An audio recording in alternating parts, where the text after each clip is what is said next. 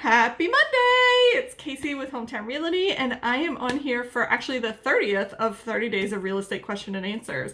I'm going to keep doing these because y'all still have tons of questions, and I feel like we could do these for, a ton of days, and we'd never answer all the questions about real estate. So if you got any questions, shoot me a text, send me a message, send me a DM, send me smoke signals, however the heck you want to get them to me, just get them to me. But today we're going to talk about, are we in a housing bubble? People are seeing that the demand is really high, that prices are going up, that sellers are getting way above asking price, not just a little bit, but way above asking price.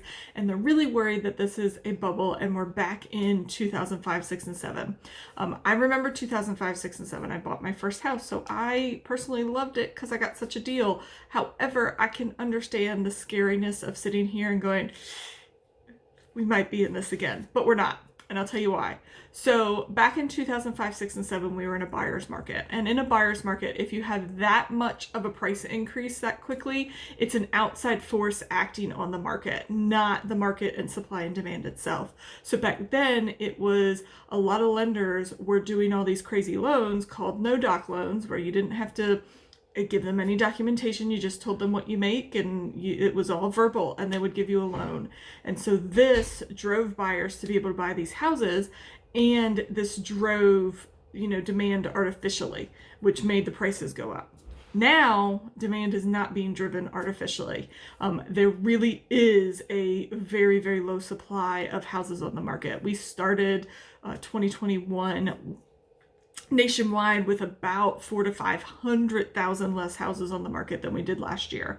There really is a huge demand of buyers wanting to come into the market. And so that huge demand of people coming into the market and that really, really, really low supply is creating this increase in prices.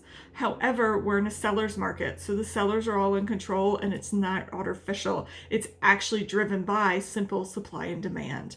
As supply increases or demand decreases, that increase in pricing will flatten out. So it won't burst. There's nothing to burst because it's a real supply and demand. And then the other thing that happened in 2005, 6, and 7, when prices went crazy and everybody's price of home went up, they all went to their bank and went, hey, I want money. And they took money out of their house like crazy. And so they're not doing that this time. So you actually have equity in homes. And so home prices are staying more stable, and they're rising more steadily versus rising sharply like they did back in the bubble. So we're not in a bubble. Nothing's going to crash. Nothing's going to come crashing down on us. There is, foreclosures that will be coming at some point, but that's pretty normal for the market. You usually have about 200,000 of those a year. And so to know that there's some coming and there hasn't been really any super happening right now, that's going to help demand or supply come up a little bit while the demand still sits up high.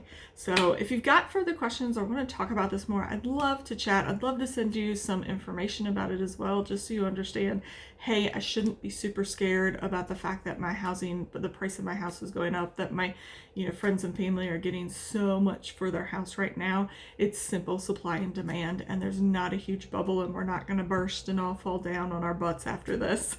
It's just going to end up leveling off as supply and demand come back down to normal. So give me a call, shoot me a text, love to chat more, or I would love to sell your house and get you top dollar, because that's what we're getting right now. So I hope y'all have a great Monday. Bye.